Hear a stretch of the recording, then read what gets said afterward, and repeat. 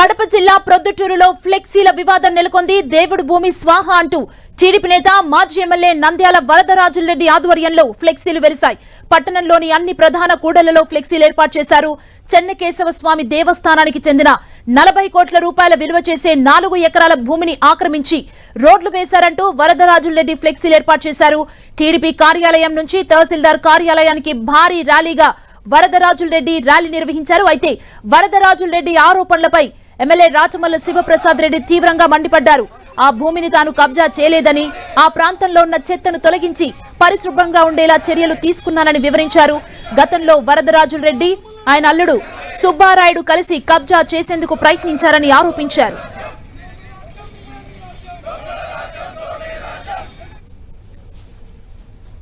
వరదరాజరెడ్డి గారి దరిద్రపు ఆలోచనలకు మరొక అవకాశం ఇది. ఈ భూమి దరిద్రపు ఆలోచనలకు పదవీ వ్యామోహం ఎక్కువై, ఆశ ఎక్కువై, వీడి అబద్ధాలు చెప్పేదానికి సిద్ధమైనాడు. భ్రష్టు పట్టిపోయినాడు. భ్రష్టు పట్టడంలో కూడా ఈ భూమిని నేను స్వాహా చేసినా అని చెప్పి ఫ్లెక్సీ చేసినాడు.